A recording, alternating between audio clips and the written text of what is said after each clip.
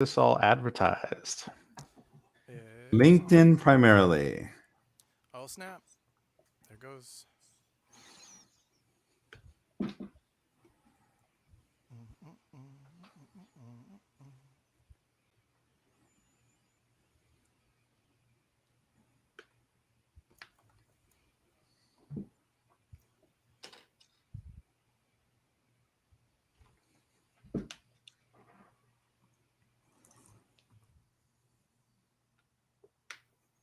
I'm gonna check to see if it's working. I think it's gonna work. That's my bit. Oh, it says we're live. Look at that. Mm-hmm.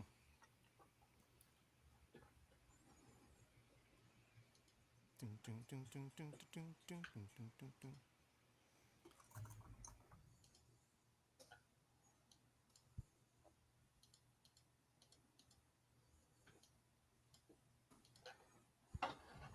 And while I'm at it, Mr. Micah, I'm going to share with you our facilitation document. On Uh, You were live, buddy. So let's private chat that one. Unless we've got some people probably Yep, already I'm in here. passing it to you on Teams. Thanks.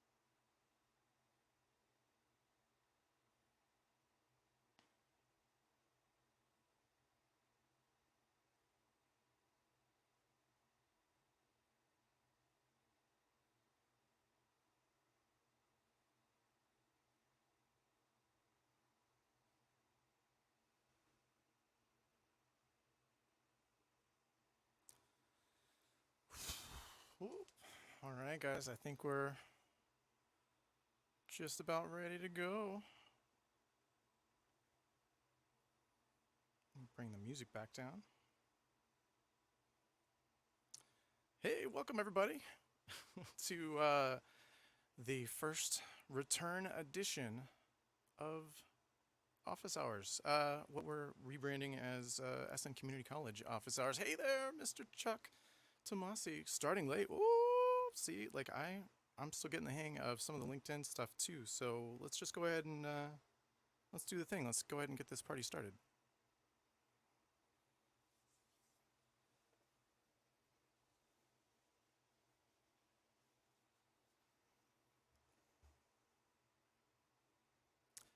Hey, welcome everybody to the relaunch of ServiceNow's community. Well, we're calling it SN Community College Open Office Hours. I am one of your professors, Mr. Ben Forrest. I'm joined this week by my esteemed colleagues, Sean McLean and Micah Russell. So this week we're back. This is our agenda for today. We'll have a couple segments. In our Notes from the Edge segments, we'll be talking about things that we've been obsessed with related to learning and leveling up. In our Back to First Principles section this week, we'll talk everything test prep, certification, especially since the ServiceNow certified system administrator exam is free if you take fundamentals on Now Learning. We'll intro a new segment we're calling It Came from the Parking Lot, all those things that you ask in class that get assigned into the parking lot that we'll get to if we have time at the end of class, but this is now the section for it. So we'll solicit some questions from you guys for next week's edition. And then this week's extra credit, we'll talk some ways to level up your learning. And then the thing that I know is a thing that most of you guys might be popping in here for, this is the Ask a Professor. Basically, you can ask one of, well, this week, 3 different ServiceNow instructors about working in the ecosystem. So learning the stuff, all the things, and what have you. So I'm going to bring back my 2 panelists for this week. So let's do our thing, gents, huh? So we'll introduce Mr. Sean McLean. We'll call Professor Sean and Professor Micah. Hey guys, how's it going? Hey folks, excited to be on board and super excited to be kind of invited to the rerun of the Open Office. Yeah, right. Like it's been what, like 4 or 5 years, and then we took a brief hiatus. I think it was more COVID related, and then yeah, thanks to Mr. Sean McLean here for pushing me to get back into the groove so we can really do our thing. So let's go ahead and kick our segment off with Notes from the Edge, right? So we would have otherwise called this Cliff's Notes, but we figured being on the cliff, at the edge of the cliff, it was a little bit more clever. So things we're obsessed with in related to learning this week. Who wants to start, folks? Oh, Sean, you've got some things. What's your current obsession? What are you obsessed with? Otherwise, I'll go first. I'll grab it. So many different things this week. I am, and thanks to you, actually, kind of pouring through a little bit of the JavaScript stuff. So I've been trying to dig my way through I got to look it up because I was just reading it and I have it like on my daily look. Crockford's book on JavaScript, how JavaScript works. Kind of fun. My favorite part of the whole thing is he refers to one as WUN because he thinks that ONE doesn't make any sense and one is the better way to spell everything. So that's my current obsession. I'm digging through it slowly. I'll buy it. So I'm wondering, on that note, we're going to have to put some of these in the show notes for the later post. So I will post those in references. Awesome. I'm going to hit up something that I've been recommending to a lot of folks lately in terms of just kind of learning resources. And it's a book. Well, actually, it was one of the books I think I recommended to you, sir. It was Grokking Algorithms, which is a fantastic book. And by the way, it's completely open source if you want to read it for free. But I think really if you want to do the author some justice, you should pick up a copy, local bookstore, that sort of thing. So I'm going to go ahead and post a link to that in the chat as well. But it's a fantastic kind of really visual way to think about how we go about solutioning for data, right? So I think if you're going past some of the stuff that we're going to be talking about in our first principle segment, kind of like, I'm just getting started with ServiceNow. Where do I go from here? How do I think about becoming a developer? How do we take advantage of all the things that people have already done in terms of thinking through some of these solutions? So I'll go ahead and throw that one into the chat here. Definitely. Perfect. I'll paste him in if you want. Yeah, as a matter of fact, I can turn up my mic if it's a little bit on the quiet side there. Thanks, Matt. I appreciate it. Is that well? Hopefully, we'll find out when we get the delay here on the broadcast. If it's any better. I'm gonna turn off the trying to watch it on LinkedIn at the same time because I noticed that there's a bit of a delay, and I'm like, this gets a little bit weird. So, anywho, let's see if that works. So we'll definitely. And then, of course, I was gonna say, I like this new StreamYard thing because we're playing around with it here, and it was thanks to Chuck that we kind of picked it up. Chuck and Mark and a couple other folks here who've been working on that side of the fence for a while. So grokking algorithms, definitely my recommendation for Notes from the Edge. How about you, Micah? Do you got anything for us? That I've been personally spending some time on. It's been some of our actual specific ServiceNow classes, just trying to get a bit better. And again, it's a recommendation from you, Ben, going into security and some of these other areas of platform where I haven't spent much time. So not learning as a whole, kind of like Sean, but specific for me. And I will borrow Sean's line on this one, digging through it slowly. Fair enough. I was going to say I've got one more for you to add to the pile if you haven't already checked it out. It's a book called This Is How They Tell Me the World Ends, if you want to kind of get a really good primer. Yes. Anybody who works in the security space, I think, is going to be delighted. If you haven't already read this book, it came out late last year. And if you're an instructor, if you're a consultant who even remotely touches anything related to risk, anything related to governance, and or anything related to SecOps, it's definitely one of those ones you should pick up because it'll just give you a really excellent perspective and maybe a couple of useful stories to tell, right? Because this is, Sean, you've said this before, I know in our instructor meetups, they don't always have to be your stories. You can always say, someone I know did X, Y, or Z, or I read about this thing and here's why it's relevant to us. So I think that that's a really good recommendation there. Yeah, I love that. And it's actually in my next list. So it's so funny that you mentioned it. It's like in my queue for my next up. So my next segment that I want to kind of hit up now that we've kind of talked about like what we're thinking about, and I'm gonna have to get some little stingers here for some of these things to kind of make it a little bit more fun as we transition through some of the different segments here. But I'm thinking, our back to first principles. This is a big one and one that I think if I can make it so that I can kind of, can I make you solo? Oh yeah, so we'll make Sean. Oh, there we go. All right, now we got it. I'm like trying to figure out like how we arrange everybody on the screen here in terms of like, oh, how do we add one big run? Who do we make the next one? So I think test prep. This is one that I think a lot of us have been talking about a lot, and it's because Now Learning is, of course, offering ServiceNow Fundamentals for free through August. So I wanted to make sure that everybody was aware, if you're going to go ahead and take it, how do you study for the exam, right? So we can talk about a couple different ways we can do this. Ooh, will this let me do, oh, that's better. I was like, okay, that's a much better layout here. We're still trying to figure some of this out. All right, so I think if I share my screen here, this will give me an opportunity. I'm going to be mixing the streams. I don't know. Like, is this one of those things we can do here? Okay, let's see. Sort of like live television as we kind of go, right? Live content, kind of that, what is it, live to tape.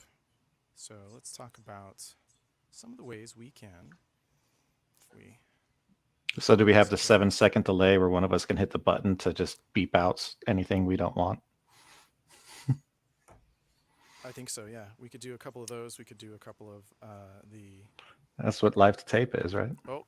We could just let my face look really angry so that you would know what's coming. And then I just... Yeah. No, my face just looks angry. Got a little red. All right. So for those of you guys who hadn't already tried this, I'm going to talk about a couple things, and then I'll give it a go here to Sean and Micah if you guys want to toss this up, and you can also narrate while we're doing this because this is fun. Make sure you guys know, for those of you guys who are like, I've heard about the ServiceNow thing. How do we get started with it? Where do I go? What do I do? We figured since this was the first rebrand, get over here onto Now Learning. There we go. Wait a minute. Why is it asking me to sign back in as we go here? We should be just logging in. There we go. Yeah, that had you signing up, which some people might need to do, but we already have accounts. You might need to do that. By the way, there's actually some really nice little kind of quality of life enhancements that the Now Learning teams recently implemented, and I'm just gonna, kind of call them out a little bit here in terms of making sure people are aware of them. Dismiss that guy right here. Oh, and this is always fun too because you guys get to see the pay no attention to the instance behind the curtain because we use our own platform, of course, to run our learning platform. But some cool things that you guys should know about, like if you go into profile here, like if you've already signed up or you signed up a while back and missed out on some of this stuff, since we're talking first principles, it's worth kind of going through and checking these out. You can actually go in your profile and change a bunch of cool stuff. So we can go in and here and change up all of my preferences. And we can go in here and you can change not only, just the usual stuff like making sure you have a cool photo added, but this one right here was a huge one that I don't know if you guys realized. Did you guys realize that we changed this now? You can edit your current web assessor email so that if you need to, you can basically.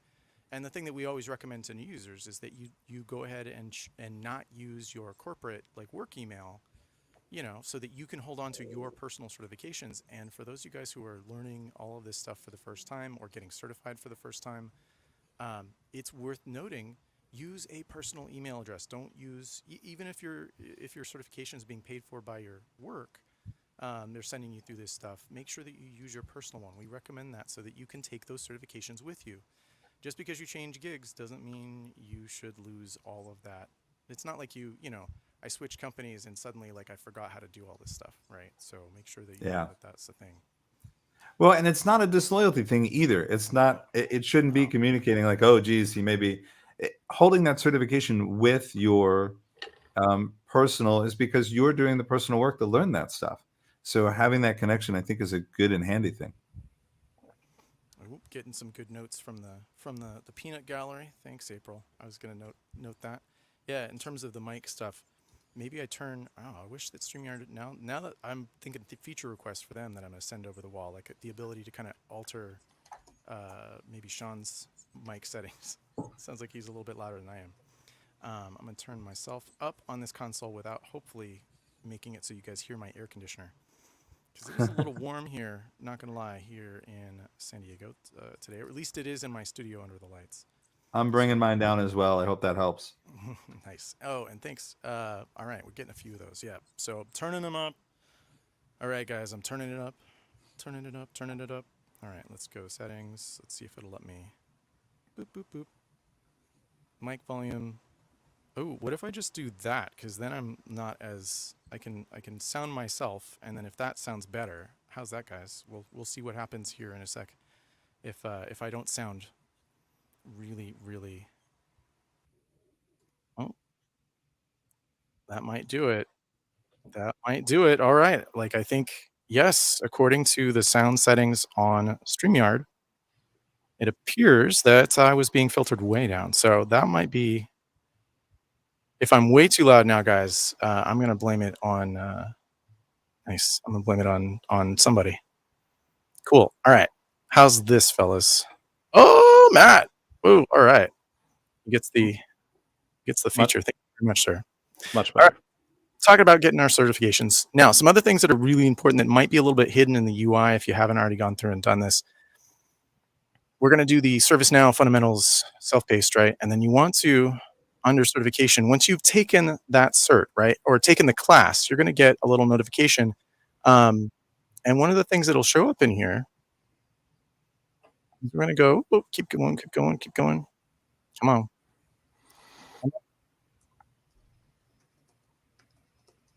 There we go. Come on, where is it? Where is it? Get certified. It's my little thingy here. Go back.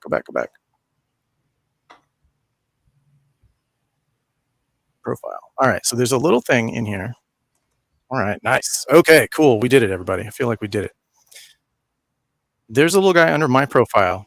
In addition to the learning things that you've done, any paths that you're signed up for, all of that jazz. There's a thing that's really, really interesting here. And this is going to be where this shows up. And people oftentimes go like, oh, I want to go get certified. I took the class. For whatever reason, my email didn't get sent or it like showed up somewhere. You can always go back and find your vouchers. So I'm actually going to be in the process. I've got to go back and redo this one. As somebody who helped create the certification, I wasn't allowed to certify for the longest time. And now I can go ahead and take it, which is pretty nice. So I'm going to be going in and getting my cert for this baby. Yeah. So got my little voucher here. Take my voucher code settings, and I'm going to have to probably not show that off right away because I don't want you guys taking my voucher. It's mine. It's mine. You can't have it. And then jumping in and taking my certifications. So now, on that note, I was thinking, fellas, what if, and I'm going to try and stop sharing here for a second. What if we mentioned a couple of our big kind of pro tips here in terms of studying for said certification? I just ran one of these certification sections on, oh gosh, was it last week? Yeah, last week for a partner, like for a private group. And I wanted to kind of bring some of this information to the masses, right? I want to be able to kind of bring some of our tips and tricks. And I know, Sean, I learned a couple of them from you, so I'll let you start. Thanks a ton. I jump up and down about certification a lot because I've been involved in certification since many iterations in many past lives. But one of the things I always try to approach certification from is the perspective. We always take it from the person earning it, right? We're always trying to earn certifications. And so we're always thinking of what do I do to pass?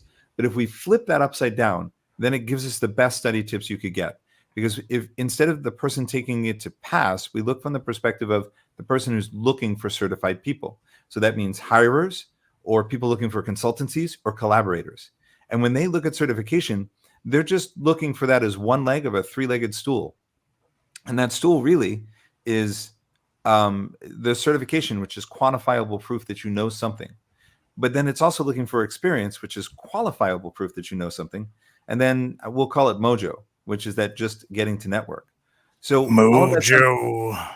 I always look for a like term to call it. But it's that mojo. But so when hirers look at a certification, it's just one piece to a bigger picture. So you might look at that and go, well, how's that help me study? Well, my favorite, best, most successful tip ever for studying is to partner with people to study. So to create a study group, it creates accountability, but it also creates that mojo aspect because now you're networking. And now when you get to interviews or now when you talk in partner interviews, you know more people. So if you it can be within group, but it can also be external. I've had groups that study who are, multiple different consultants from different consultancies or multiple people from different companies. But if you study together, it spreads the knowledge share. So that's first tip.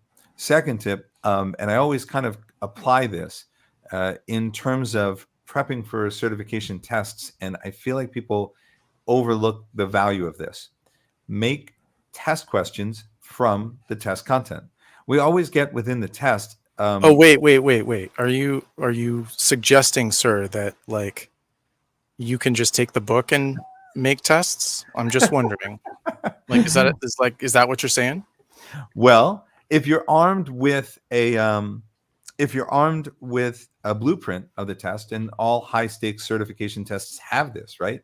An exam specification or a blueprint, you know the weighting for the test, and you know the area that the test questions are coming from. But here's the thing. If a group of us, so Micah and Ben and I say that we're going to meet up and study for 30 minutes twice a week, and each of us say for accountability's sake that we're going to bring 3 of our own test questions. Here's the special magic, I think. If I bring that from the external source, if I bring that test prep piece from the book and I go, I found it on this page and this is the question, and I make the question. You guys go to answer it when we practice. It gives me two advantages. In addition to letting me think like a test maker when I'm reading the tests, it makes me better at searching. And really, when you think about that pyramid, sorry, I'm gonna. I was going to say, like, because I think you're touching on something that Micah had mentioned, and is something that I picked up from him. Like you were kind of grabbing that one about the because you jumped right over it, and then we got to the next thing. But I want to circle back, because this is the thing that Micah used to do with the groups, right? Like we were going to get together and study, and I want to hit Micah up with that one right there.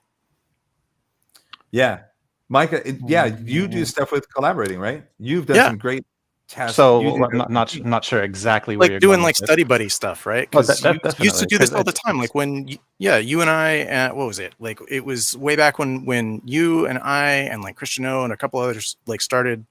You would get people together and you'd just be like, "Hey, I'm doing this thing because we're trying to get certified." So working in a group, and I was going to wait for Sean because like I always listen to Sean talk about this stuff because he's been doing it for well, I mean, I'm bald, but you know, he's been doing it since before I lost my hair. John likes to say that he's got a face made for radio, but I think it's a voice made for radio. Like, I think I have a face made for radio, but like, my voice is made for radio.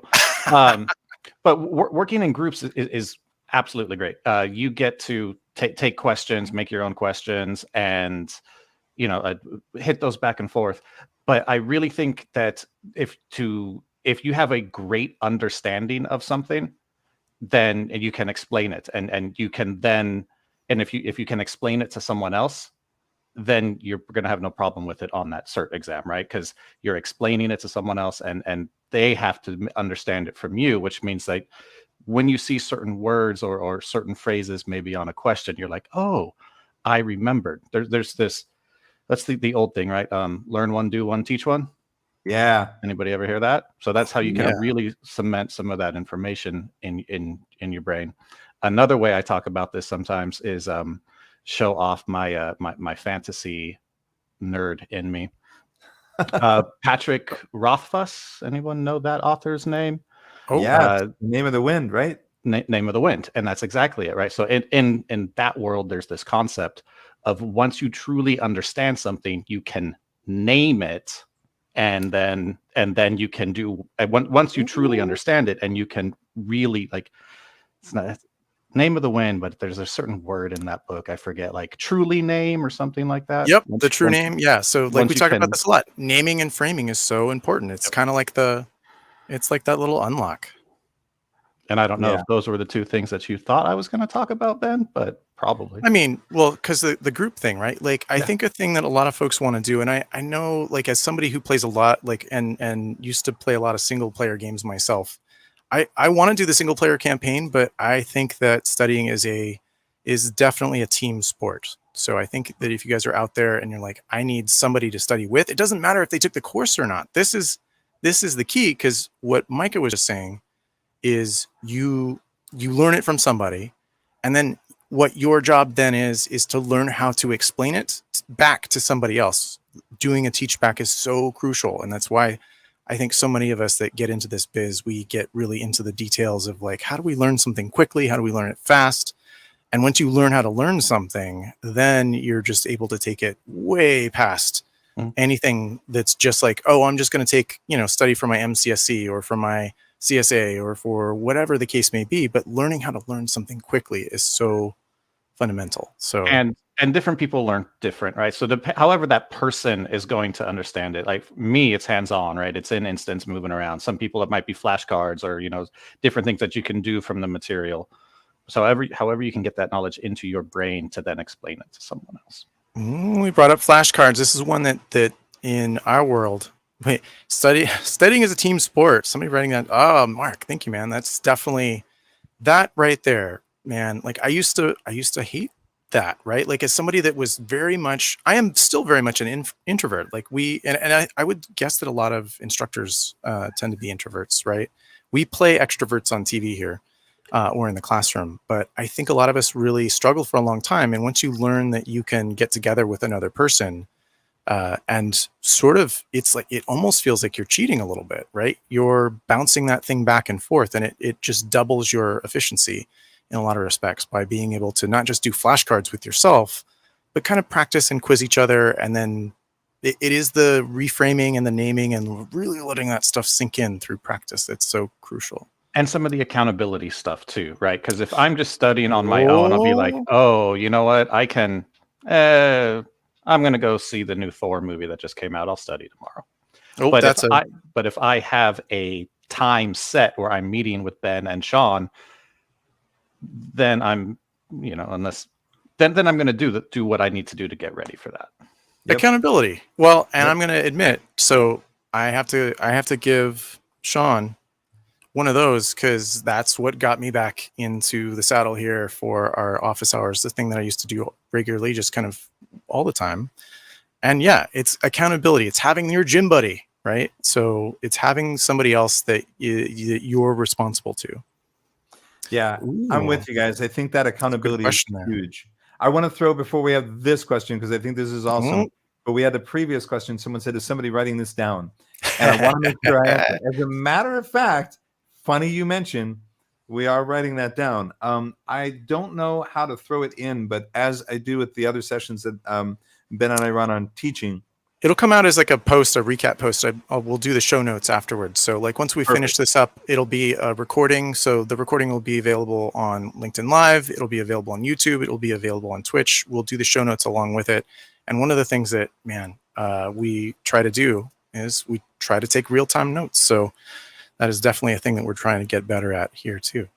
So yeah, if you see me frantically looking over this way, it's because I'm tapping on the keys to add something in. We try to do it and be subtle about it, but sometimes some of us are not so subtle. So you'll see me doing that like from time to time. Like you'll see me like I've got like all of my screens up here and I'm like trying to write things down on one thing, grab a glass of wine on the other, because this is after class, right? Like this is where we do get a little bit, unbuttoned, try and loosen up the tie just a little bit, relax, and then just try to be just kind of open about this stuff. So I like this.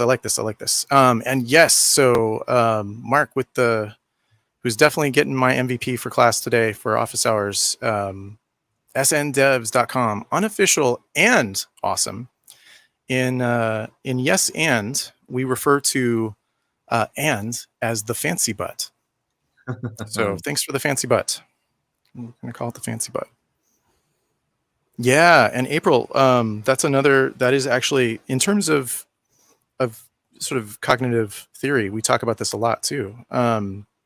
Not just Montessori, you'll see this kind of pedagogy, and that's a really cool teaching word for methods of instruction or method of learning, or sort of a framework for learning. We call it a pedagogy as opposed to, there's pedagogy, and then there's, Phil Sharp was the one that introduced me to this, but andragogy. Yeah. Sort of this way that we get better at learning, and this is something that really I had to take into heart for a long time. It's going and learning stuff that I wanted to learn about, but then really struggle with on my own, like going and learning how to become a blacksmith, which is something that is a passion of mine, is metalwork. Because I grew up as a kid, rewatching that scene at the beginning of Conan the Barbarian, and you get the dum dum dum dum bum bum bum bum dum dum dum dum, right? And then the horns come in, and you're like watching. He's like crafting, and I was like, I want to do that, right? And then I figured out Highlander, right? Yeah, dude, for real. Like you're like the hero's journey, man. Hero's journey. And so I was like, how do I get to do that? And I couldn't find, and I read all the books, and there was still something missing. I kept missing stuff. And it wasn't until I joined an apprenticeship. Go CBA, the California Blacksmith Association, check them out, cba.org, where you go through an actual classical instruction method where we go apprentice, and the apprentices are taught by the journeyman. And then when you test into becoming a journeyman, you then teach the apprentices, and then the journeyman finally get to learn from the masters, right? And then you take a test with the masters, and then you prove that you know enough to hold the title of master, right? But at every step of the way, you're not just learning, you're also teaching. So once you get to a certain point in your apprenticeship, you get to teach the novices, right? You get to teach all the noobs. So all of the intro to blacksmithing, those are all apprentice taught, right? So in order to expand your repertoire, This is kind of wild. I might also be trying to get people to get into teaching. That might just be like an extra side thing, but teaching is a really great way to get better at learning. So I love that. Anyway, I'm taking us off topic, so let's bring you back in. Focus. All right. Yeah, so we were talking about SN devs in terms of public Discord, things like that. I know that we've been talking about setting up a Discord for the show that we might try to figure out and share out if at some point like this if this doesn't stay sort of within just the ServiceNow community, like, because I want to talk about all the tech stuff, right? Because I want to talk about anything that's related to tech, because that gives you perspective on how to be better, not just at ServiceNow, but at everything. Ron, Right? I think that's the cool thing about the study tips, because those apply to almost anything you're studying for. And that whole concept is, I think, huge. Micah just posted a link to another resource. So those resources, possibly for building study groups, include SN Devs, the SN Discord, and Reddit. But those are great places to potentially seek out those study groups and go, look, I'm going to run a meeting once a month, or once, 3 meetings in the next 3 weeks as we prep for this exam. And I think any of those would be really great places to start this.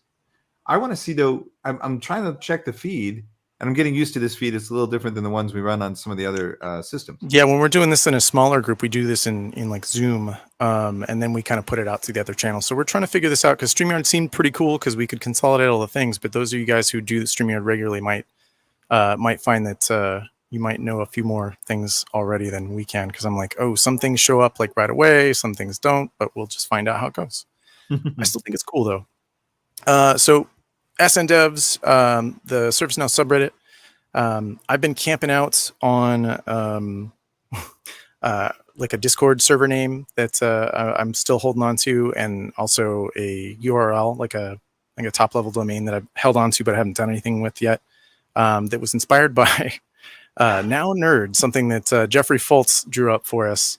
That is definitely one of my sort of favorite things ever. The fact that he put this together, and then it just gave us all the good stuff here to do that. So yeah, today's content's not really a real sponsor, because it's not a real product that doesn't really exist. But I think all of us here watching the stream today probably all count as Now Nerds. So hey, woo! Hey, Yeah. Mr. Swan, dope. That's perfect. We've got a couple people in there offering to lend a hand, and that's good to know. We may have some questions, especially when it comes to StreamYard. Are there other people on there that have those study questions? Because we want to think about helping folks that are just getting into that free class for fundamentals and the CSA. What other study stuff is out there? Or what are the challenges? I've got one big one if you guys want to kind of talk about it, like, because it's been controversial, right? Like, it's definitely sometimes, like, we talk about it and we go, ooh, I don't know, is that okay? And I will say, I wonder if this is what I'm thinking too. You go ahead, because I got one that's kind of the same idea. You go first. All right. So what we're going to do here is we're going to share screen, and we're going to talk about it. We're going to go for the controversy here, and I'm going to move this over to You're going to grab the third rail. I am going to grab the third rail right now. And it's something that I brought up in a lot of study sessions, and I always go like, caveat emptor, use at your own. This is provided with blah, blah, blah, blah, blah, blah, blah, right? Like, and I always kind of provide all of these provisos, a couple of quick, blah, blah, blah. It's like that scene in Aladdin, right? Like, so I had a couple of provisos, a few quick critical quotes, right? Some subsets, some caveats, perhaps. And that is using Quizlet, which is probably going to, like, it's got so many things on it, so many ad trackers that as soon as it comes up. I was trying to run away, but I'm bolted to the chair, so that's. Oh snap! Like, Sean was like trying to get out of here. He was like, "Oh, like can't get in, can't get out," and then he's like, and then we watched as he got stuck to the chair. So I've got some Quizlet thoughts too. So when we get in there, yeah, this is kind of where I was going to. Oh yeah, no. So here's the thing though, like, people know that Quizlet exists, and then they go and do the thing that we have probably all done at different parts in our lives. Like, we all ask Google Descent or Professor Google for advice, right? And I'd rather you guys ask us than asking Professor Google. But let's say that if you ask Professor Google, ServiceNow certified, Could they ask Jeeves? they might be able to ask Jeeves and get a similar question, right?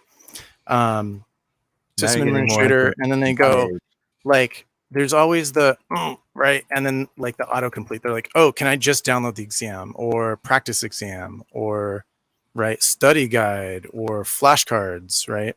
Or for only $9.95, and there's a free set of cutting knives. as Oh well. yeah, so like be careful with those. But here's what I'm going to say, because we've all done this for various things. I know that like years ago when I studied for the ITIL exam, when I studied for like so many things, that like my MCSC, my CCNA, right? Like, and I'm just acronyming the soup. It doesn't matter. Like, what you guys need to know is that like when I went to go study for all of these certifications, my ISTQB, that's the International Software Testing Qualification Board. One certification that I do recommend though, because it will make you awesome. It'll give you the old wiki. Like, Thank you, That's Mark. fantastic. that's the pro tip. That is the hot tip, because like, can I just say, like, I know that I'm not alone. That I remember back in the old days when I started at ServiceNow, that there was the wiki, and it was awesome. And RIP wiki, and we used to also like have to hand make all of our scripts. We couldn't just use some sort of auto tool, and there was no regex. And there was an Or, edge, rejector. which is why I thought you brought that term back in those days. There was the edge. Oh, Micah, we missed when the you edge. say Now we're edge, you need to use the Monster Truck Rally voice. It was the edge for the appropriate back in the days. wiki. Right, everybody gather around. But no. So rather than asking Google Descent, or maybe you just ask like, hey, I know that Quizlet exists. Are there some ServiceNow flashcards? Mhm. Right. So let's get back to this little ditty here. You might do that. And my warning to you and my recommendation, friends, this is both a blessing and a curse. So if I go certified system administrator, flashcards, right, you might end up with a bunch of different flashcards of varying usefulness. Some of them correct, some of them not correct. Some of them, right, as you go, you might see that, like, and I've had a lot of folks copy the set that I made myself way back in the when I first had to take this test in the Fuji days. Yeah, so like not as old as some of you guys like have been doing this, right? Because I know some of you guys have been doing it since like, yes, I've been working in ServiceNow since spring of 1908, right? Chuck and I could probably throw some of those ones about before they had Aspen and those ones, or some of the other folks here too. But I love your point that not all of them are accurate. Correct. I'd like to throw in. Oh, sorry. I'm going to throw one, and then I promise. Oh, but there's a good way to account for this, right? Yep. So one of the things that I tell people is like, look, you can do, and yeah, here's the one that I know this one comes from, because I kept mine private and then I would just share it, and people know that this, like, right, this is the old one, and there's like a bunch of stuff in there, and I've never pared it down. Here's why. Like, all of these are just generally pretty good, but here's the thing: don't trust my answers. I'm gonna say that like one more time. That. Yep. Right. What he said. Don't Do not trust my answers. Now, there is a way though, where we can figure out like where did this answer come from? So like my answer to that is, I ask myself, if I were going to study and I took somebody else's flashcards, what's a good way to check? Oh, I think that you should check the book. Mhm. Wait a minute, the book? Why would I check the book? I can just check these the answers are right here. That's a good point, Self, but I'm thinking that maybe instead you go and check the question in the book. You find the answer to the question in the book. Now, you might also be thinking, self, well, but what if those questions aren't on the exam? That's a great question, self, right? Like, then you could find out if they're not on the exam. You still learned the answer, right? And it was in the book. And the one caveat that we give everybody about the stuff that's in the exam, fellas, anything in the book is fair game, right? Anything in the book is fair game. And Mark's our MVP commenter here for sure. Woo! Yep. They're in the content. This is the thing that I bite my fingers about not jumping up and down about. On that three-legged pyramid, right? Quantifiable, qualifiable, and mojo. If you go and look up the information, it's not a pure substitute for experience, but it helps you sound more experienced. If you've looked up all this content in the book, it's really great in an interview or the community or those places. Well, Philip, when I was doing this, or, oh, back when I was researching this in the documentation. Oh, well, when I was looking in the book and I was just researching this question, which might have been studying the question for the test, that's fine. You also start to know how to search the book better, which, let's face it, when someone asks you something in ServiceNow, they're not going to ask you one of the 60 questions that are in the exam. They don't need that. They need you to find stuff that isn't in the exam. So in your real world, the better you are at searching the book, the better you are at doing anything. So getting a practice at looking those questions up. Yeah, sorry. I get a little fired up about that. Oh, I do too. I tell people I'm not, I might seem like an expert. I might be an expert in a few things. What I'm really expert at is searching and finding the information I'm looking for that I know is correct because I've cross-referenced or like, oh, I remember that. I'm going to go, right? And then I'll go back and be able to Google it faster. Right. When we say book, we mean just like the content of the course. If you depending on what version of the course you're taking, the free on-demand one doesn't have a book. Just book being content of the course. Book. And I'm gonna find the link right now. Right, and book and product deck and developer.servicenow.com. All of those resources that are spelled out in the blueprint/exam specification. Because legit places to look. Like Ben said, I'm not an expert on everything on platform. I'm not. There's way too much out there. There's way too much. Never going to happen. Even Mr. Bowtie, who might still be with us. But I know where to search and I know where to find a trusted answer. Yep. Yeah, exactly. Right. And back to the Quizlet thing. One thing I think that wasn't touched on that it can help some people with. When was the last time that you sat for an exam of any sort? When was the last time you sat and took a test? If it's been a long time, some of those just like, okay, I have, there's a Quizlet flashcard set out there. I know some of the answers in there are wrong because I've done the research, I've done and looked at it, but I'm going to give myself, 10 minutes to answer these 20 questions and I'm going to see how I do. Because if it's been a long time since you've taken a test, just that mentality, that mindset might help. That's a brilliant point. I got into this conversation just a week or two ago with a partner who was going through, and I was like, so, and he's like, oh, well, I sat for a different cert exam last week. Like, well, okay, then that's different, right? Because you just took a test last week. But to get back into that mindset, because I know for me, when I came to ServiceNow and I went and took the CSA back on Fuji, I think it was, Ben. It had been at least a couple of years since I've taken sat and took a test, and I wasn't in that headspace anymore. Yeah, that's a great point. I recently took a certification exam for an outside certification for training and delivery, the CPT. It's a training for ATD, and that test was 3.5 hours long, and it has been a while since I sat for one of those kind of tests. And you're exactly right. That practice test, sure, 60 minutes, maybe 45 minutes, which I'm done in 30. But I hadn't sat for 3 hours with it, get up and take a break. So I went and looked for practice tests to get that feel. And that's a really good point. That's a brilliant point. Folks, just so that you know, I am writing down the notes that they're posting in there. So we have a LinkedIn user that said, what book? And the Oh, I short think that answer, was so. I think this is one of the funny things. I went and refreshed LinkedIn on the other page here, and I was like, ah, "Oh, that actually shows up." And then it's like, it was Chase actually. Say, "What up, Chase?" perfect. Well, I'm pasting those in the show notes, and so that'll be there. I just wanted you guys to know I'm bringing those down. So, and to Ben and Micah's point, it's not a single book, but it's the reference from the path. All the resources that the test questions come from are specified in that path.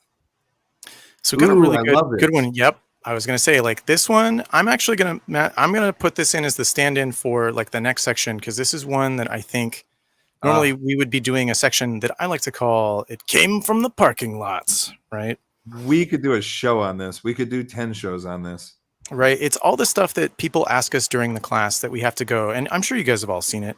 We go, "That's a great question. It's outside. Like, we only have 3 days to be able to cover it. So we're going to just put it on here. I'm going to write it on the parking lot and then I'll get back to you after class." And a lot of times we do get back to you after class. The thing is, though, that those of you guys brave enough to ask those questions, I guarantee that everybody else was also probably thinking it. So I want to just kind of give it up for you. Like,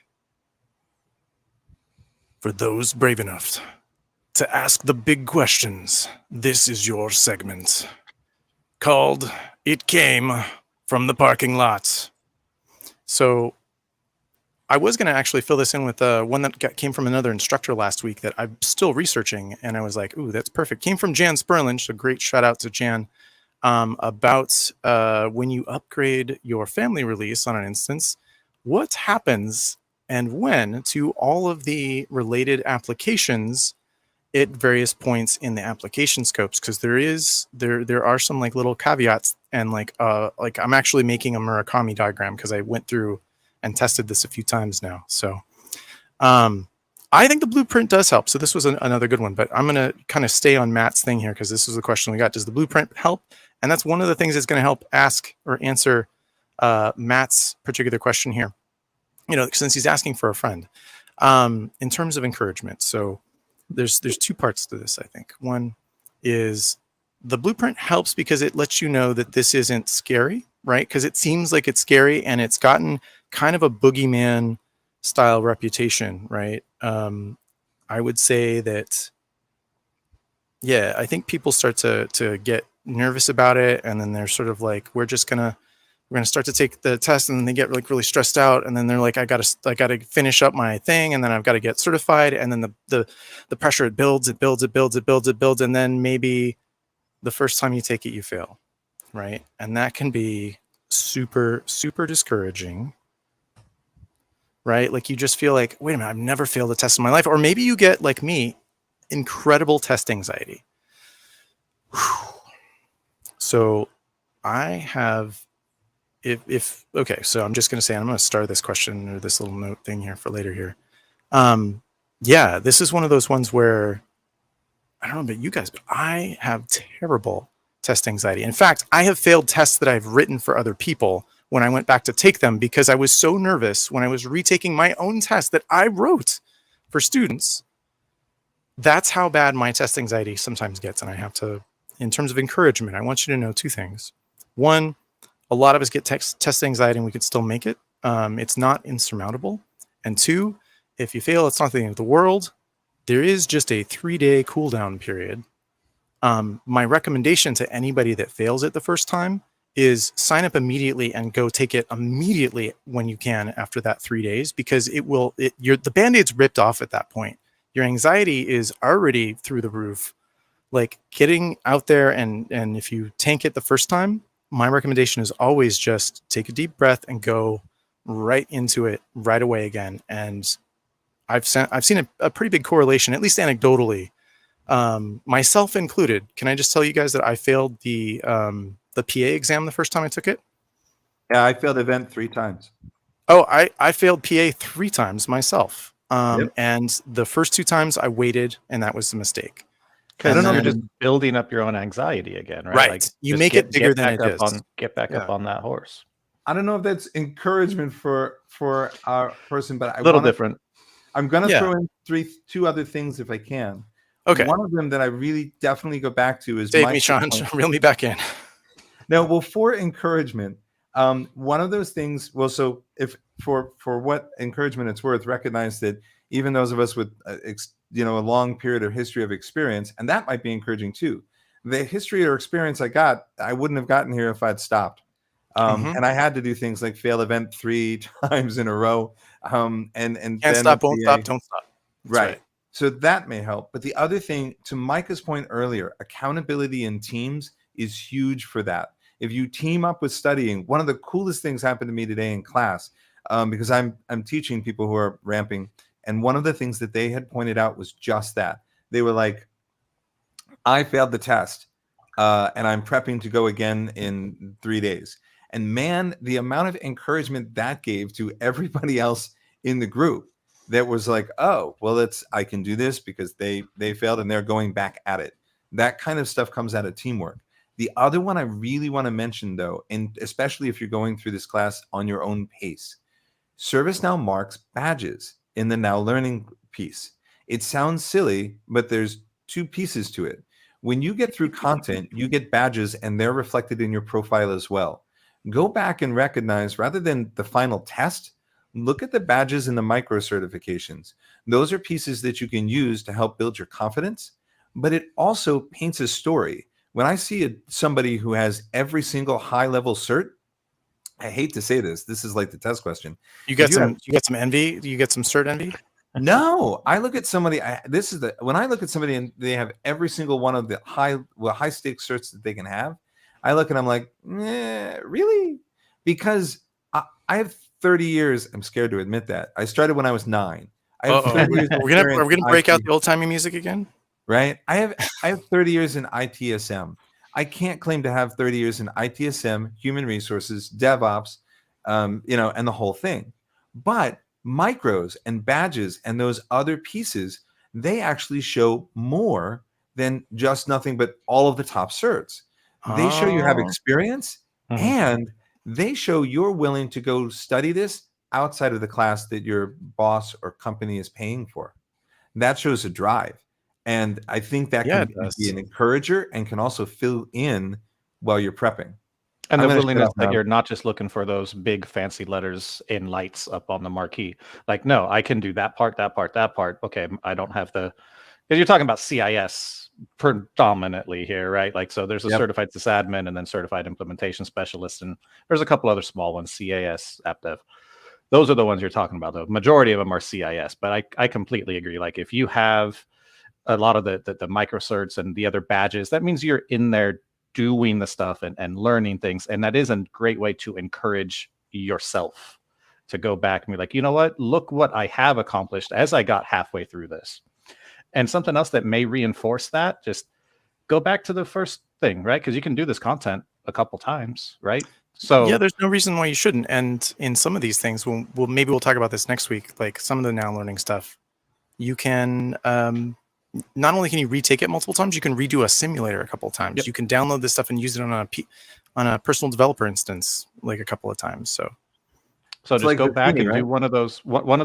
So if you're halfway and you're starting to get daunted, like, oh, that next thing looks really hard, pick one from the past that you've already gone through that was difficult, and see how much easier it is for you.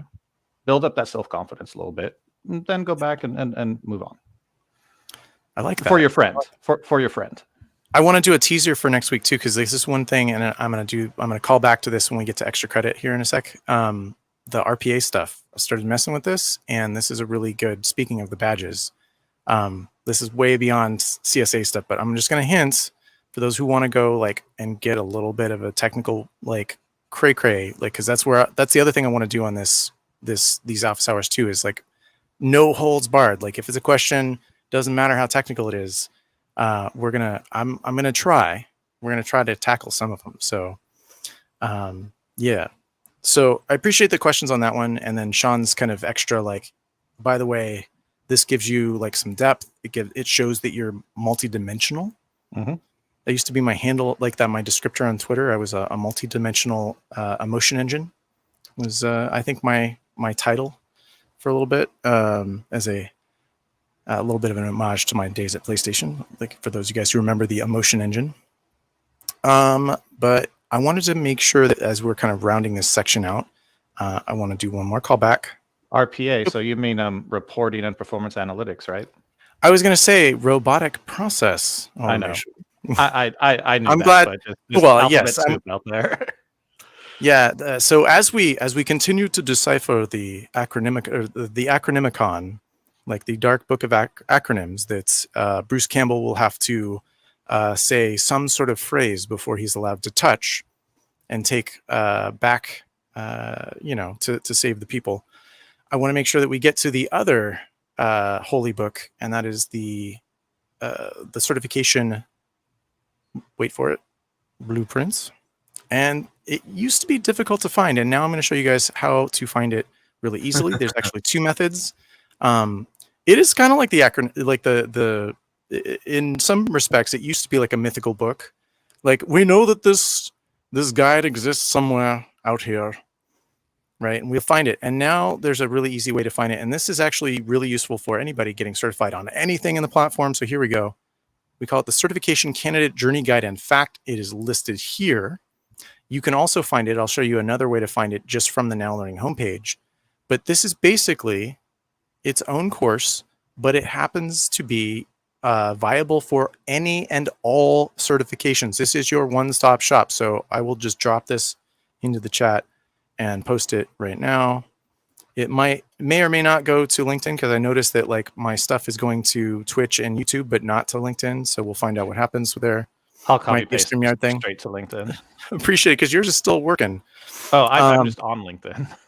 Oh, sweet. Christmas. All right. So as we go here, Certification Candidate Journey Guide, you might be going, okay, there's a lot of stuff to read through. I don't really care. What we want is, there's a little thing in here called boop, boop, boop, boop. Some of the little things we shared, but it's understand exam requirements, mainline and suite. Got suites, got suites, got suites. All right. So as we go through here, My doctor says I can't do the sweets anymore. no more suites. Oh, So you expand this little guy here. Yeah, I know. It's like, we got the diabetes. Like, we don't want that, and then we don't want the little cat, like, because that was my cat. Like, looked really sad. So we're gonna go through here, and you look at CSA, and this is actually, if we keep going down, it's going to show you a bunch of these for the expert programs and what have you. But we go and we look, and right under required training for CSA exam, live class or on demand, and then we go, oh, right, this is it right here. This is the one that we want. And it gives us the blueprint. Now, I could just link you the blueprint in the chat, right? There is also But honestly, still I want to teach you guys how to fish, right? Because these things get updated regularly, and we don't want to just hard link to, the yeah. original. I looked up one of those once. I grabbed it in Google, and I got recently, and I'm like, oh, let me just grab, and it came up with like New York, and I was like, ooh, Oh, and the Google was like just trolling you, man. right? I was a little So- embarrassed. The other nice thing, and we're not going to do them right now, but like there are some sample questions, and I will say, in terms of these sample questions, they do give you the correct answer. One thing that is really helpful to know, and this is going to be, I'm just going to put it into the chat as well. Yeah, there are a couple, like, this is a good thing to mention, because I April's was just going to giving us a mention pro this, tip. yeah, because Yep. they're good for Yep. 3 different. They're good for CSM to go pro. They're good for HR to go pro. They're good for ITSM to go pro. So like, I'll have some people that have come through like an HR implementation class, and they're already certified pro suite in, what did I say they're in? We're in HR. So maybe they're from ITSM, right? Like, hey, once you Right. get this mainline cert, you're already going to be pro. Oh, right. And it's like just a quick, like, just take that little micro cert, baby. Just good to go. Love it. Anyway, getting back to some of the sample questions, you guys should know that any of the exam questions, this is a really big deal. It didn't used to be this way until a couple years ago, but no more janky, tricky, true false questions, right? So none of that nonsense, Weren't right? there matching when we took it the first time? Oh my gosh, like, speaking of more of those, yeah, no more matching questions. And yes, there used to be matching questions on the exam, and they would make me cry. I would feel like I'd get to one of those in the testing center, because I would always try to take them to the testing center, and one would come up on the screen, and I would be like, like, oh man, like, oh, and none of my sound effects. Like, I would be like, basically just slaughtered. I would be like, oh, no, that wasn't the one I wanted. But anyway, they would show up and I would be like, no. But now we don't have those, so no matching questions. What we do have is we have choose the correct answer. That means there is only one, right? There is only one correct answer, and that is a big deal. So if you see choose the correct answer, that means there can only be one. So it's Highlander for sure. Yeah, it's definitely Highlander. And then for the questions that say choose all the correct answers, there will be an opportunity to say choose the correct 2 or choose the correct 3 on some of these. But it will definitely say you have to choose multiples of these answers. And here's, even if it doesn't tell you how many of the questions will say, like, if there's more than one correct answer on the choice list, it'll say choose the 2 that apply, choose the 3 that apply, choose the 4 that apply.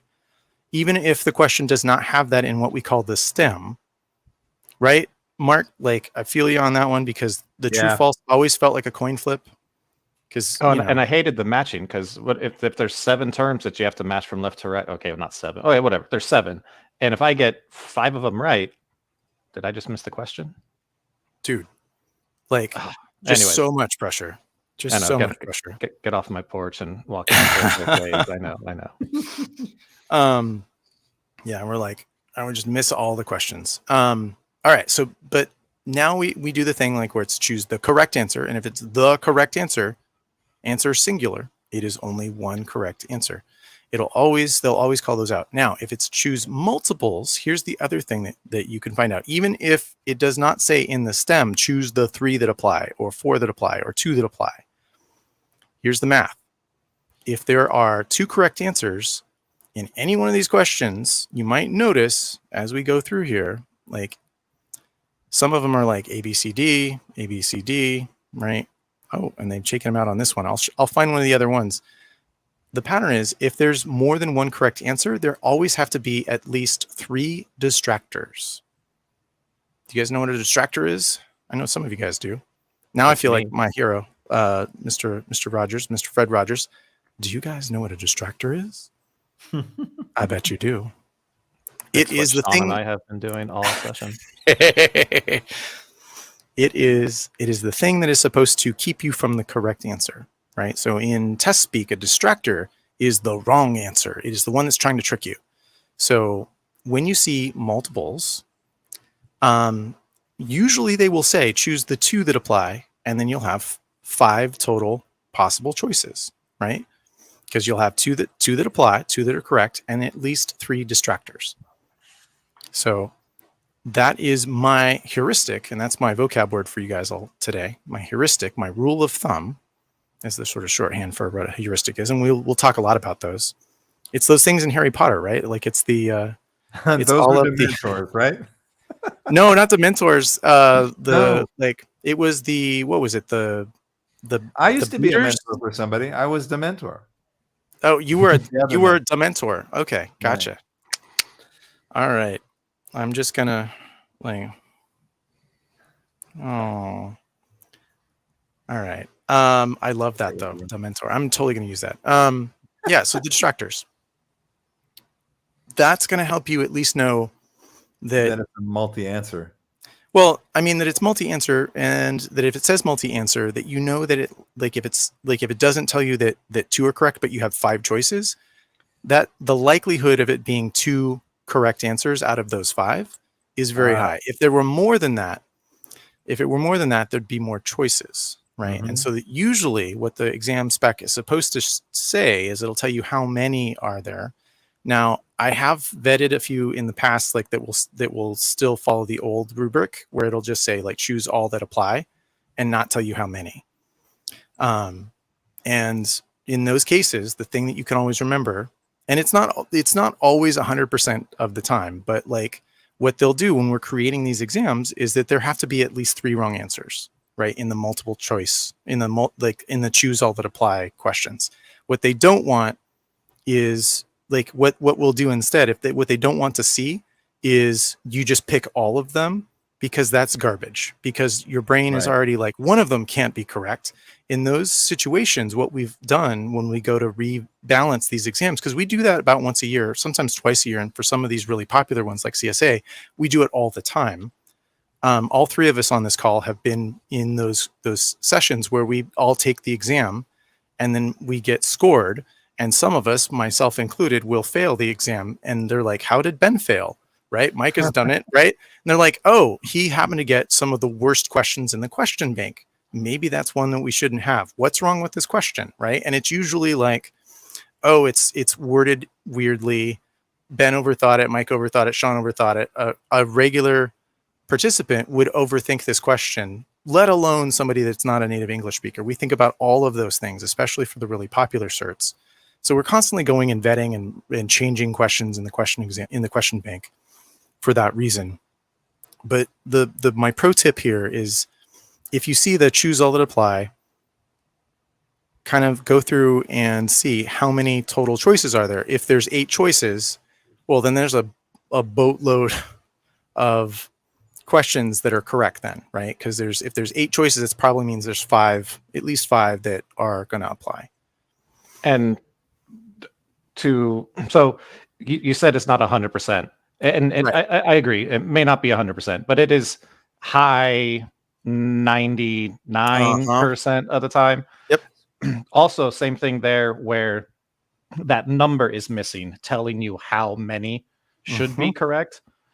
It may not be that there may be 1 or 2 that slip through, but it's going to be 99 whatever percent of the time that the number is there telling you that there are this many that are correct. Something else, though, that is a key is the style of answer, right? Radio button versus check mark. Oh, yep. Radio button means there's one answer if you can hit multiple check marks. Yep. Yeah, just to give you guys a little bit of behind the scenes baseball there too, like the pick any number or whatever, like the ones with the check marks, when they get past about 4, right? Because if you remember the rule, it goes, we're going to do at least 3 wrong answers. If you see like 6, that means there's 3 correct. Usually what the exam spec folks try to get us to do is do the single answer, right, where we go all of the above or something along those lines, right? And that becomes a single answer, right? So we do, but we always we're really cognizant of how confusing A and B but not C and D but not E, right? Like that kind of nonsense, right? So just keep those things in mind, I think, in terms of like when you get to the multiple select ones. And April, I think you're right. They do have that, pick these 3, but out of the however many hundreds of questions there are, if one slips through with the typo that it's not there, that's what Ben was, that's what we were talking Most of them will say like, here's how many you should pick, but if they don't have that number, like here's the rule that they tell us when we write the questions. So, whew. Oh, and April brings up a cool thing about the deltas, which I want to save. I'm going to save this one for next week because I want to make sure that we get to our next segment here. I want to talk about extra credit. So what are the ways that we can practice? And maybe we can keep it on theme here since we're talking about practicing, I guess, or practicing exams. Here's my extra credit for this week, and then we'll kind of go around the horn and get you guys to kind of think about what are some of the extra credit things that you would suggest people do. My big one is I would take that self-paced learning or the self-paced class, and then I would grab a PDI and I would practice, and maybe you guys all kind of think the same thing here. I would go through and do the capstone again, right? So like if I were to take the exam fresh tomorrow, I would go through and I would do the capstone exercises just one more time before I went to take the exam the next day. Reset wipe. Yep. Z-boot. So you Z-boot your instance from like basically blank out your professional or your personal developer instance, start it from scratch, and then try that capstone again. If you can get that capstone to where you're doing it all the way through with just the challenge format, not going into the PDFs to look at the step-by-step, you're in pretty good shape, I'd say. Ooh, I like the extra kind of just like like challenge accepted, right? We're going to do challenge mode. Challenge mode is great. It's like sort of remember when you guys all had the back of the book stuff? That's what we all tell our folks to do. Don't look at the answer. Try to do it without looking at the answer, because I think a big thing that trips all of us up in every class is if we just follow the lab step by step, we're not really remembering the context. And so struggling, as painful as it is sometimes, struggling is what makes some of those things stick. So if you have to cheat, quote unquote, and go look at the lab or look at the solutions. In fact, before I looked at the solution, I would go back and look at the lab guide that you did before and see like, oh, what was that step that I'm missing? I know there's something here. I remember it. Yep. Yeah. There's also great, oh, sorry, Sean. There's also great content directly out on developer, those learning paths that are on developer. And it's just like, it takes you similar content, right? But not the exact same content. So maybe that'll help people kind of look at it through a different lens. Like, okay, I have been beating my head into this wall from Now Learning for a month as I prep for this thing. Go look at one of those other learning paths directly on developer and do that in your PDI. Ooh, heck yeah. Some big ups to those folks working hard over on developer. Mr. Sweetser and Ms. Mary Ellen running some amazing things over there. My generals are, it's funny when you went through the test questions in the blueprint / specification, exam specification. This sounds really goofy. I look at the questions and I see if I can answer them without looking at the multiple choice. If I get that top line and I can read it, I'm like, oh, that's this. Oh, then I'm like, okay, I think I got it. But the other one that I tend to do for me, which is just building experience, not so much the test. And that's one of those things I'd love to cover in another one of these sessions is that thing I did I'm putting it up on the site at some point, the how to get experience in your pajamas, the idea of being active in the community and just rolling some community questions or answering community answers. But that's not test prep. That's more experience prep for me. So that's maybe another one that we'll tackle another time. Are we not all in pajamas right now? Oh yeah, I'm just got this on top like this. I've got my sweats on. Like, no, I'm just kidding, guys. Like I've got jeans on, but I mean, you never know. I could just be wearing pajamas. Maybe these are just like jacketed. I mean, they kind of look like jacket pajamas. Right? That's what I was imagining. I'm like, Ben, you probably have a full suit and tie that is made out of pajama material. I'm gonna wear that next time we're on the show. Nice. Yeah. So. That's perfect. And coming to Knowledge 2023. April Jones with some fantastic feedback. I love this. Talking about the book recommendation, the growth mindset. That's Dwick, right? I think is her name. Yeah, I'll post that in our show notes as well because man, the fixed mindset is a great, or the growth mindset versus fixed mindset. Some great content. I have some of those other learning books. Yep. I think one of my favorite quotes on that kind of topic is Sundar Pichai said, "I'd really rather have an employee who was curious than someone who was an expert, like work for me." Something along those lines. I love that. That's fantastic. So stay curious, my friends, I think is the goal. All right.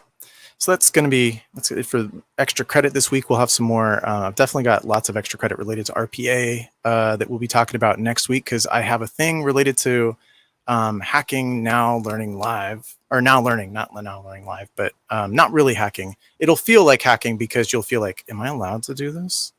Wait, am I supposed to be doing this? Wait, is this a thing I'm supposed to do? Because it's going to feel like cheating. It feels pretty awesome, and it uses. I'm in the process of writing a little RPA bot that'll go get your badges and then update your LinkedIn Learning. So I'll have a little extra credit for you guys in terms of an assignment to try. And then if you are not able to do it, we'll talk open office hours like 2 weeks from that particular session. But I want to get into the last of our content blocks here, and this is going to take us home, and Sean and Micah are welcome to hang out, but this is where I'm going to go through the gauntlet and just be here to take any and all questions, and hopefully we can the three of us can be here and we can all kind of take these this is where we're going to be the AMA, right? This is the true opening of office hours, right? This is where we can ask just about anything.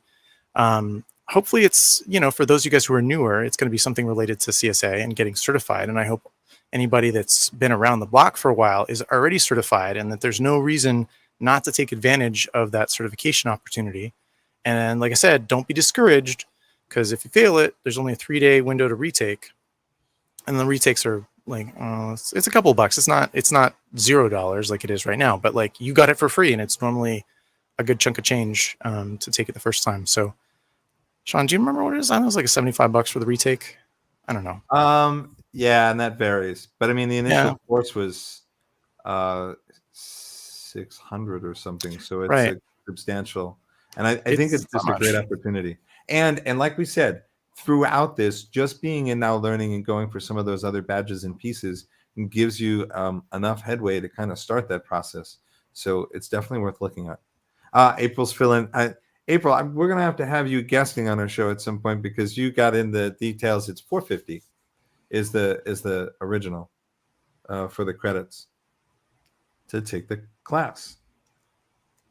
Oh, funny. Now I'm like I went to LinkedIn to see if I could find out. It's like LinkedIn's way behind, and I was like, oh, where are all the comments? But I can't see it since I'm broadcasting. Oh, there they are. Oh, okay.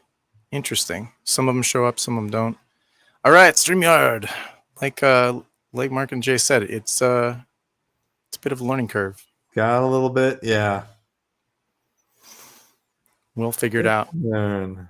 So I want to open up the floor, man. I want to open it up, see if we can play a little Stump the Chump. Some of my original podcasts. Well, I guess they weren't podcasts back then. They were actual radio hosts. But Click and Clack, the Tapper Brothers on Car Talk. My favorite segment, that Stump the Chump. Like people just calling in, asking questions, looking for stuff that they want to do, looking that they're trying to figure out. Yeah, what are you guys working on? What are you struggling with? Oh, some of them are sidebar on Teams. I might be way behind in the comments. I'm hoping. Oh, yeah, I see it. Some of them might be hitting you up sidebar on. Okay, I see it. I'm trying to see if we can make sure that all of the questions are coming in.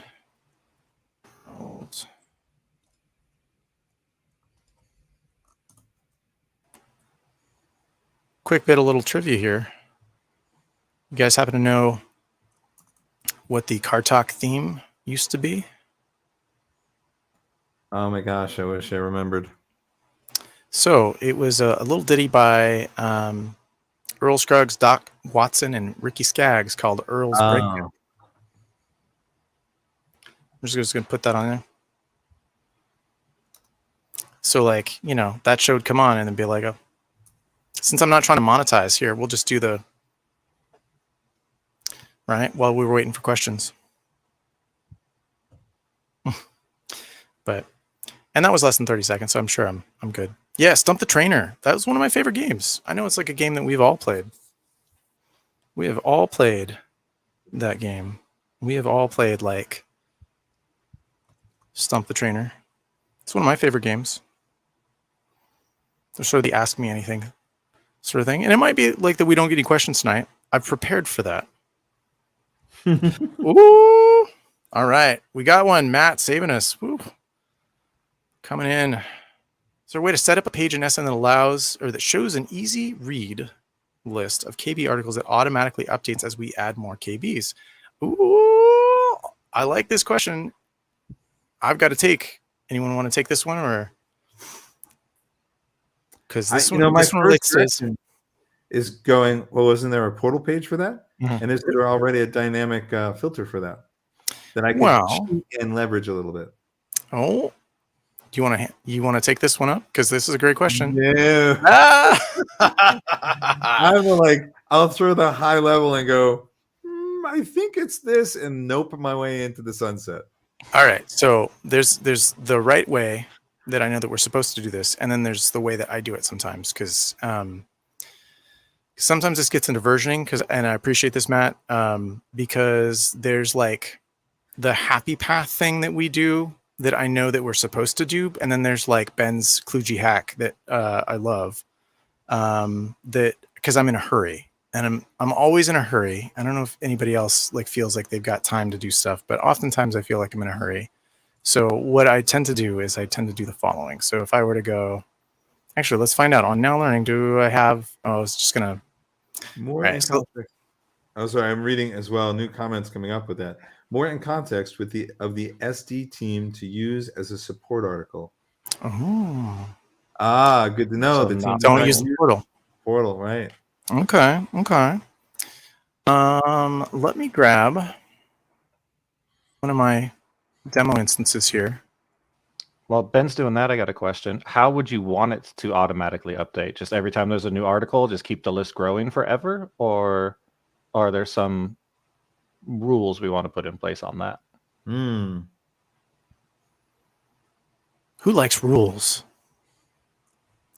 I'm thinking of like the dynamic, the top 5 list. Right. That's So some fun things, right? Like if they're not using the portal, but you want like kind of a view or a page and you want some specifics here, right? Because there's all of this stuff. And yeah, I get it. Because like if you were to go and look at some of these articles here and some of the things here, like in this sort of viewpoint, there's some default sort bys and you might go, like it's views, right?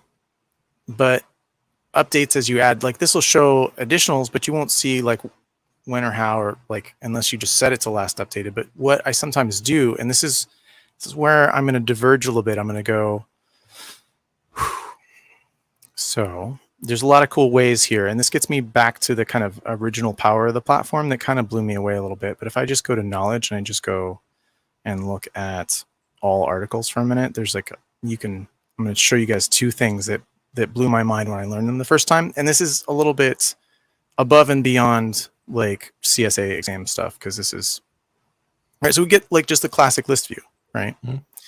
And if we look at the top here, this is one of my favorite things to tell people and teach people initially, even folks that are just getting started with the platform, because this continues to blow my mind to this day that I didn't see this for so long. Because like I think all of us have just been overly conditioned to see this long URL and go like, it just means something. It's like a really crazy, like whatever thing that's just up there, and I'm gonna just ignore it, because I definitely did, right, all the time. But oh man, who was it that showed me this the very first time? And I literally just fell out of my chair. I was like, holy cow, because it was like it was a thing, like because I'd been trying to figure this out for so long, and somebody showed me the way that I can just look at it was Craig Strepp. Mr. Cloud Labs himself was like, oh, just go look at the URI. And I was like, wait, what? And he's like, yeah, that it'll show you like up here at the top, like what table you're in. And I was like, I seriously was like, wait a minute, I've been trying to do this, because you get turned around, right? You'll click on a related list, you'll click on a related action, you'll go open up some other page, and you won't remember what you clicked over here in the application navigator, right? But if you look up top, you'll always know where you are. Doesn't matter where you are in the entire platform. You can figure out, here's the table that I'm looking at. Yeah. Just by going up to the URI. And I'm like, oh, okay, so I'm in KB_knowledge, which is the list of every knowledge base article ever. And if I didn't want to make it, using the pretty value that we had, yeah. And Matt, to make it super simple, here's why I think that that list view is still the king, in my opinion. Like for those of us who are power users, this is why, like, and I'm not going to bridge VI versus Emacs, but as somebody who is very much a command line kind of dude, I always want to just see the simplest, easiest, like just show me the data, right? Show me the data, right? So, and I can always see, here's what my filter is. Here's my breadcrumbs. And if I need to be able to look at just to a page, it doesn't even need a page. It could just be a hot link. You can just share this search with somebody. Right. Right. And it's live. It's live. So like if I wanted to change the filter here, I just go like, here's whatever it is that I'm looking for today. And I do this all the time with all kinds of stuff. And I go, and maybe category or author, if I want to follow a specific author, I just go look at the author or the category or whatever. And you could do, you could do that same thing for state is published or state is active. Yep, and we'll do an and. Yep, state. So, although I like to see the stuff that's unpublished or draft too. But for Matt's Yeah, case, but a service desk might not be able to see those. right? Yeah, no, I get that too. For Matt's case, we build that as a related list. And though this list is Matt seeing has all the fields, it's easy enough to remove them in the view. So Mhm. you trim those fields out so it does exactly the two that you're talking about, the article ID and the short description. And then you can make that available through a menu and module just by going to a menu table and a module table and go, here, click this. If you really want to make it easy, couldn't we do it as a related list on incident too? If we're That- talking about incident or our Yeah. I like so here's why I like this, right? So once you get good at kind of the list view, and this is a thing that I think is applicable more to the way more and way beyond just knowledge base, right? I've got a list of things that I think is interesting, right? And I always want to know what this list of things is, whether it's knowledge bases, whether it's tasks, whether it's whatever. And here's what I'm going to say. Like I'm going to go author. I'm just going to, oh, this is still why I love list view, baby. Show matching, filter out, right? I'm just going to go show matching for everything that's system administrator. All right, it's going to add this to my breadcrumb up top. And then I'm going to say category. I'm going to say filter out. I want a stuff that's not empty. I'm just showing some examples here. And in the now workspace here, I can just click this, or like our next experience view. I can click this up here and this will save this whole breadcrumb. So if I go to favorites now, that's all, like that's been saved here. It's in here somewhere because I've got a bunch of favorites, but just show me in this list here and somewhere in one of my favorites. But if this were the old view, I could just click and drag this whole thing. We used to be able to click and drag it over here. I've actually got a little thing that I want, like a, what do they call that? Like an upgrade request. Like there's a way to, I want to be able to drag it. an idea. You still can if you go to favorites, right? Like if you pin favorites. No, I don't think so. I'll try it. Oh, did that? No, I was like, dude, you just got my hopes up. I was like, no. But scroll all the way down now. Would it be at the bottom of this list? Oh no. No, I'm gonna remove a bunch of stuff. But yeah, like if you filter, you should find it. Anyway, so yeah, it's not adding it quick, but basically create a favorite. Now it's in here. The other thing that you can do is if you really like this list and you wanted to share it with other people, you could create and save a filter like this and then share it with your team. Or here's the thing that like is the quick cheat for this. You right click, you copy the query. And then if you're feeling saucy, you go to modules or applications and modules. Oh, we got to go to all not. Yep. And then, this is what Sean was talking about. And then you just add it as a link underneath incident, underneath the service desk application. One of those two, right? Depending on how your team works. Yep. I like that. I'm going to pin this back over here. I've definitely done this for my kids. Where I've just basically created like a thing that I wanted. And instead of using like my tasks, I just said like Ashley and Sophie's stuff, they weren't on a team, but it was like a combination of not just tasks, but it was also like reminders, checklists, stuff like that wasn't task based. But if you wanted knowledge bases, things that you were watching or checking on, you could do this and then you can just jump in. There's always like a billion ways to do this, but this is my favorite right here in terms of quick and easy. Mm-hmm. Sean said, like, here's the more correct way to do this. That would be to go and either mess with a workspace or with a service portal. And we just use the knowledge widget. And we create a widget instance with a page that's viewable by your team. And they can pull it like as a drop down. And it's like, here's the stuff that, Matt wants me to see in a portal. But if you're not using the portal, I think for like the ease of access, just list view is still my jam, man. I still love list view. Because it's just like you can create a query real quick and then just boom, like you can just save it as a module or something and just share it to somebody. So you Well, I can guess just that's add it another to whatever you question. want. Matt, are you folks using Workspace? Because that would be a little different than what we just showed here too. Ooh, April, I'm happy to do that. Actually, that might be a thing that we do towards the end of this, because like what I want to do is I've been in the process of rebuilding a lot of my home stuff as we move into San Diego, and I'm way behind on my stories for the sprint. My own personal list of things that I want to do as I build stuff, but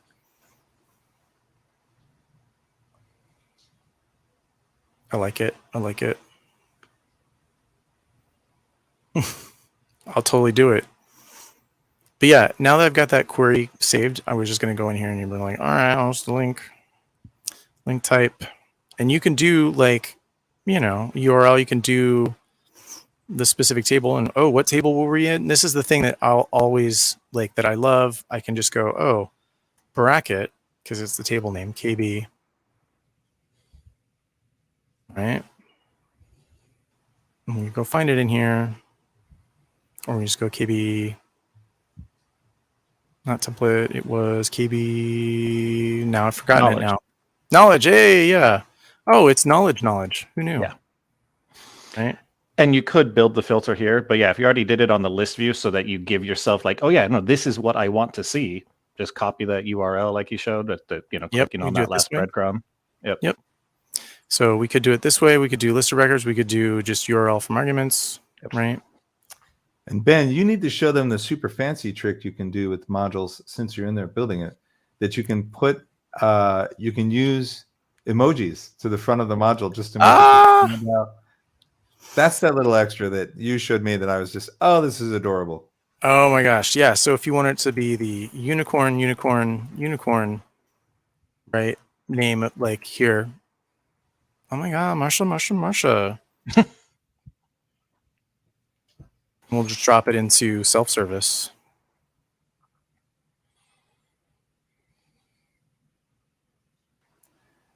So to Ben's point, and if you're looking at it and it's super tiny, then you can actually use in any Chrome browser or any other browser the edit in emojis and drop in emojis to the front of your module. So it shows like the little marker. It gives a little more visual component to it. I mean, I do love me some, as you guys can tell, I do love me some unicorns. So now that we've got that, we can go to self-service. We'll just refresh here. But yeah, I mean, that's definitely one way. And I know that a lot of people aren't always doing like the newest and the latest and greatest, but the thing that I love about making sure that, and this kind of is a nice callback to some of our first principles stuff. I'm telling you, if you know how the guts of the platform work, that stuff will never not work. Right? Like there's stuff in there that works from forever ago, right? So like, I need to actually refresh the whole thing.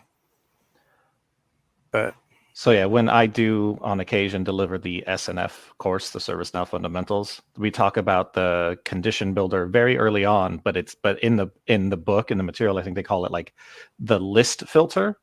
It's like, okay, folks, we may call it list filter here, but it is the condition builder, and you will see this everywhere throughout the platform. Totally. And yeah, not using Experience, not using Portal, Matt says. So I would absolutely do exactly what Ben did here. And depending if you're self-service, I think I might have put it in the mobile self-service. Now that I'm thinking about it, I'm like, oops, snap. Put it in Service Desk, because that's where. Oh yeah, that's where we were asking for service. If your folks use Service Desk, or if you go straight to Incident, right, just pick the appropriate application menu and use unicorns even. I've got two other like fun hacks that you can do, because if you've got the permissions, you can actually just throw favorites into your team's like favorites, like kind of secret style. Yeah, favorites is another fun one that you can get to and actually load and unload onto production and dev systems. That took me a little hunting down. Mostly when we think old school, the names all are consistent, and like Micah was saying, filter versus condition. But favorites has always been weird. Like its underlying table is bookmarks or something. I forget what. Oh, it's I think it might be bookmarks. It's one of those few, yeah. where the Where- name isn't like we've changed the like the names have been changed, Yeah. right? The name and the label are not the same. Right. So you can see that I put a favorite in here. It's actually called a bookmark, and it's the actual table name. And man, can I just tell you again, like this is so helpful because for those of us who need to eventually learn how to script or to run a condition builder or any of that stuff, being able to go like, oh, I click bookmarks. It's called favorites, but what's the table name now? Right. Right. And you just go up here to the top and you're like, oh, sysui bookmark. And then this little underscore list.do just is the command. And then all the other things are the arguments about like what it's trying to do. And then once you click onto this actual one here, here's that bookmark that I created. And you'll see it's the same table name, but instead of being in a list.do, and the do is directive object, it's a little Java command because it's all running on top of Tomcat. It's all like cool stuff like that to protect the innocent. You can see, oh, here's the actual sys like of this particular bookmark specifically. Oh, and sys just so you guys know, like you'll always see a sys question on your CSA exam. I feel like thank you to Diane Cunningham, who is amazing, but she made sure that like I think that question is always asked. So make sure you know what a sys is, guys. Yep. Yeah, one of my students was just talking about that today, and the fact that it always comes up. It's so useful, right? Like being able to say like, oh, I know that this 32-bit or this 32 character unique identifier or system identifier, or sometimes known as a globally unique ID or GUID, I can do anything with it. Like I just have to tell the database what thing I'm looking for, and it will always find it regardless of the table. That's the other bonkers thing, right? Like if you were to do a search against the global table for a sys ID, it might take you a bajillion years if you've got a big old instance, but it'll always find it. It always knows, right? It knows because that is like, that's why they call it globally unique, right? So like, that's the thing that, again, a lot of this stuff blew my mind the first couple times I heard it. And of course, instructors always go, and of course I used to say it too, everything in ServiceNow is a record in a table. And we just keep saying it. And then one day it's sort of like a Zen koan, right? Like it is a thing like where it's like, we just say, if you guys are familiar with koans, they're like sort of Buddhist, like word games or word puzzles. And you think about it and you think about it and you think about it. And then like one day it like clicks in your brain and it works. But like if you were to meditate on everything in ServiceNow as a record in a table, everything in ServiceNow is like one day it will actually click, and then you go like, oh wow, it's like you suddenly can see the matrix, right? Like suddenly you're like, I now know everything that I need to know about service, right? Like that's the moment, like you'll trend, like you have achieved ServiceNow nirvana, I guess. I don't know, enlightenment, at least close. Like, but it is one of those things where you just feel like suddenly, when you realize that everything is a record on a table, you feel like a oneness with every other dev who has struggled with that phrase prior to you. Yep. Right. My original mentor taught me that, and then you would tease about the McLean's Law, but the person who showed me that was went to high school with Fred Luddy, and that was my mentor. And he used to tell me that all the time in another system, and I would noodle with that system, and I didn't get it, and I didn't get it, and then I went, and you're exact, like it really was like it popped in my head and went, oh, and it really was like the Matrix. I saw everything. But like, did you know you mean Kung Fu? No, I never got any better at Kung Fu, and it never made me able to speak any other languages or hold a bow staff or any of that stuff. But I don't know. It's like I feel like I got something downloaded into my brain that literally changed the way that I looked at databases.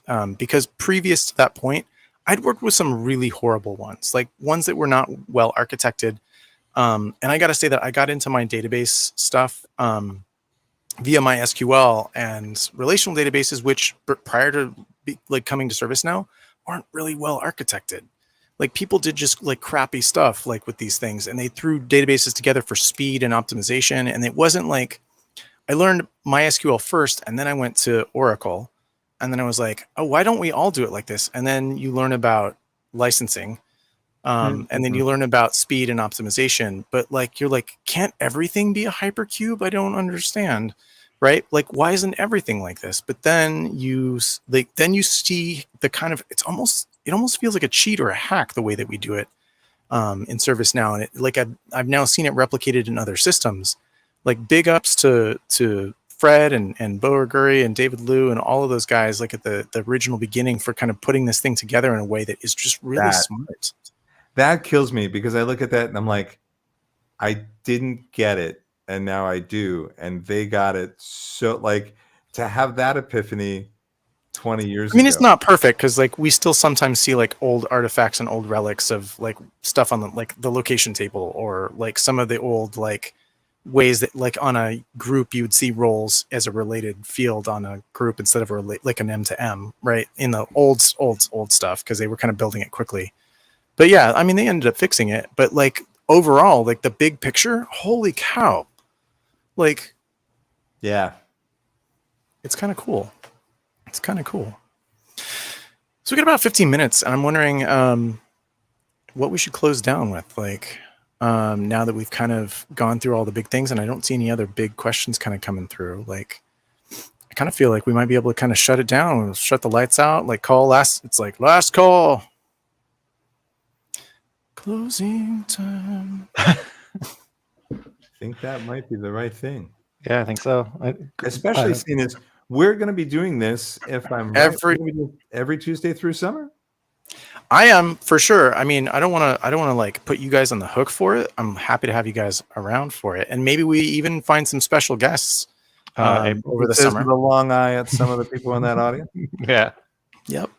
I definitely, I know who I would ask for special guests, but like I don't want to like put anybody on the hook. But yeah, I know that I have committed myself to get back into this gig. I will be here every Tuesday from 4 to 6 Pacific. And I guess that's what is that, 6 to 8 Central?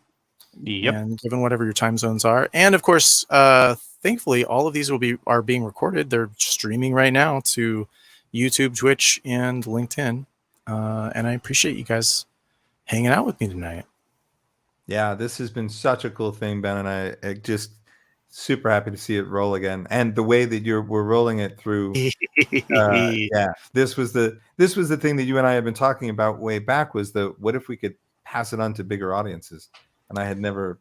Yeah, that's like stuff. This is cool. Like this was fun. So I'm like, I'm just gonna call it a day. Oh yeah, as our German counterpart is looking like for maybe. Good call, April, and nice to see you again.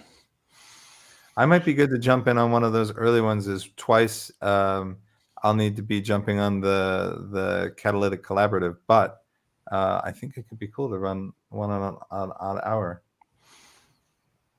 Very cool. Thanks.